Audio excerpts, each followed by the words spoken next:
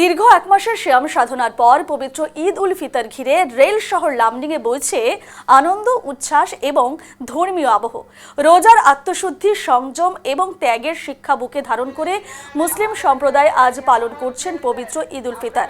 এদিন কৃষ্ণনগর ঈদগাহ ময়দানে ঈদ উল ফিতরের নামাজ আদায় করা হয়।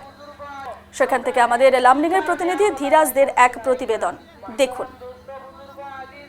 সংযমের যে এক মাস, যে পবিত্র রমজান মাস শেষ করার পর আজ কিন্তু দেখা গেছে লামডিংয়ে যে কৃষ্ণনগর ঈদগাহ ময়দান রয়েছে সেখানে যে সাময়িকভাবে যে সকলে মিলে যে নমাজ আদায় করেছেন এবং আজ পবিত্র ঈদ উল ফিতর উপলক্ষে আজ এখানে সমবেত হয়েছে ইসলাম ধর্মাবলম্বী লোকেরা। আমার সাথে রয়েছে এই অঞ্চলের বাসিন্দাদের সাথে কথা বলবো। প্রথমে আমি যিনি নমাজ আদায় করেছেন ওনার সাথে কথা বলবো, ওনার সাথে ওনার কাছে যাচ্ছি এবং ইতিমধ্যে একে অপরকে দেখা যাচ্ছে, আমার সহজে রাহুল দেখাচ্ছে, একে অপরকে আলিঙ্গন করে যে ঈদের শুভেচ্ছা বার্তা দিচ্ছে একে অপরের সাথে।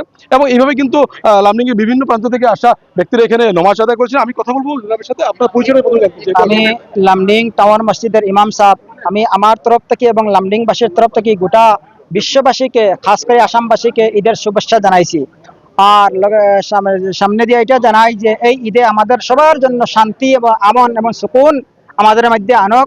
আর আজকের ঈদটাও আমরা ভালো ভালো পড়ছি আর ভালো ভালো গেছে। আর আমি আল্লাহর কাছে এটাই দোয়া করি যে ঈদে আমাদের মধ্যে শান্তিটা আনক। নিশ্চয়ই এই ঈদে কিন্তু ওনারা আল্লাহর কাছে এই আবেদনে রাখিয়েছে বা এই প্রার্থনা করছে যে প্রত্যেকের মধ্যে এক সমন্বয় এবং সম্প্রীতি গড়ে উঠুক এবং সকলের মধ্যে শান্তি ঘুরে আসুক। ক্যামেরা রাহুলের সহযোগিতা Dhiraj report, news day Bangla.